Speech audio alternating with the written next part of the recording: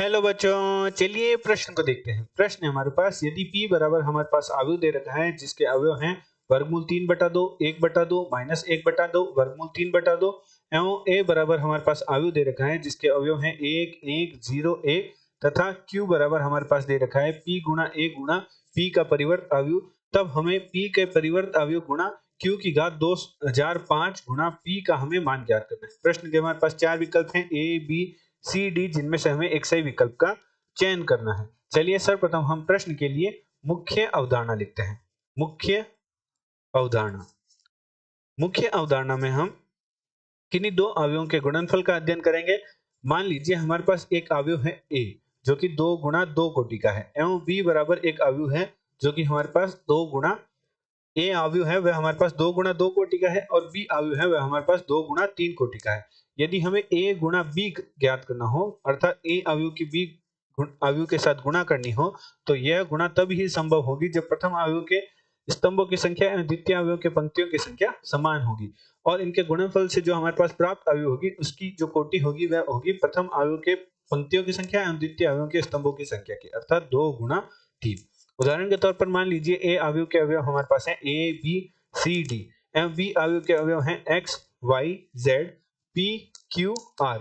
तो गुणा कुछ इस प्रकार होगी कि प्रथम अवयव की प्रथम पंक्ति के अवयवों के गुणा द्वितीय अवयव के प्रथम स्तंभ के संगत अवयवों के गुणनफल के योग से हमारे पास प्रथम पंक्ति प्रथम स्तंभ के अवयव का मान प्राप्त होगा जो कि हमारे पास होगा ax प्लस bp।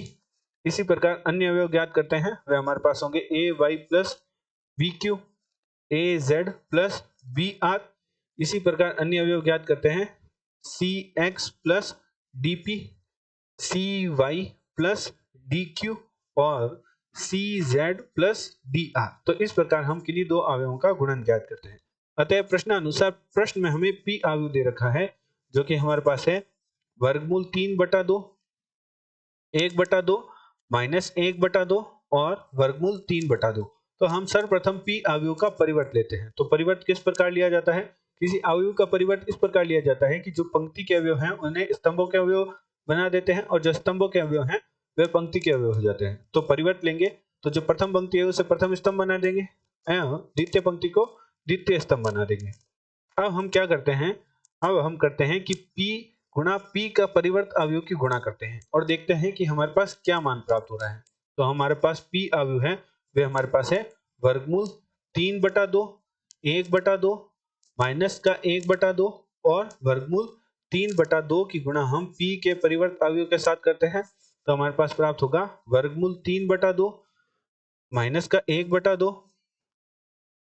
हमारे पास जो p अवयव है वह हमारे पास है कि गुणा हम p के परिवर्त अवयव के साथ कर रहे हैं। हमारे पास है 1/2 और वर्गमूल 3/2। ये हमारे पास p का परिवर्त अवयव है तो इनकी गुणा करते हैं तो हमारे पास गुणा करने पर जो अवयव प्राप्त होगी वह हमारे पास कुछ इस प्रकार प्राप्त होगी। वर्गमूल 3/2 की गुणा वर्गमूल 3/2 से करेंगे तो हमारे पास प्राप्त होगा 3/4 प्लस का 1/4। इसी प्रकार माइनस का वर्गमूल 3/2 माइनस का वर्गमूल 3/4 माइनस का वर्गमूल 3/4 और प्लस का वर्गमूल 3/4। इसी प्रकार माइनस का वर्गमूल 3/4 प्लस का वर्गमूल 3/4 और हमारे पास जो अंतिम प्राप्त होगा वह होगा 1/4 और प्लस का वर्गमूल 3 गुणा करेंगे तो हमारे पास प्राप्त हो जाएगा 3/4। तो हमारे पास हल करेंगे तो हमारे पास p गुणा p का परिवर्त अवयव है वह हमारे पास प्राप्त होगा जो कि प्राप्त होगा 4 लघुत्तम लेंगे तो 4/4 1। इसी प्रकार यहाँ 0 0 1 अर्थात p गुणा p का परिवर्त अवयव का मान हमारे पास एक इकाई अवयव प्राप्त हो रहा है। इस संबंध की सहायता से हम प्रश्न को हल करेंगे। तो प्रश्न में हमारे पास क्या दे रखा है? प्रश्न में हमारे दे रखा है कि q का मान बराबर हमारे पास है p गुणा a गुणा p का परिवर्त अवयव। तब हमें p का परिवर्त अवयव गुणा q की घात 2005 गुणा p का मान ज्ञात करना है। तो प्रश्न में हमारे पास दे रखा है q का मान दे रखा है जो कि प्रश्न में हमें दे रखा है p गुणा a गुणा p का परिवर्त अवयव एवं प्रश्न में हमें मान ज्ञात करने को कहा है p का परिवर्त अवयव गुणा q गुणा p का मान ज्ञात करने को कहा है। जहां q की घात क्या है 2005 है तो q का मान रख देते हैं तो P का परिवर्त अवयव गुणा Q का मान हमारे पास है P गुणा A गुणा P का परिवर्त अवयव की घात 2005 गुणा P, जिसे हम व्यवस्थित करके लिखें तो कुछ इस प्रकार भी लिख सकते हैं P की घात P का परिवर्त अवयव गुणा P गुणा A गुणा P का परिवर्त अवयव। फिर एक बार और लिख सकते हैं, जैसे कि हम A के वर्ग को लिखते हैं A गुणा A है, उसी प्रकार जब हम जो A की घात यदि हमारे पास 2005 दे रखा हो तो हम लिखेंगे A गुणा A गुणा A गुणा, इस प्रकार हम 2005 बार A की गुणा करेंगे तो हमारे पास जो यहाँ है P गुणा A गुणा P का परिवर्त अवयव, उसे भी हम 2005 बार लिख सकते हैं। तो यहाँ हम 2005 बार तो नहीं लिखेंगे, कुछ बार लिखते हैं ताकि हमारे पास संबंध समझ में आए। तो हमारे पास मान लीजिए ये 2000 वाला पद है और गुणा P है, तो यहाँ P का परिवर्त अवयव गुणा P और यहाँ P का परिवर्त अवयव गुणा P।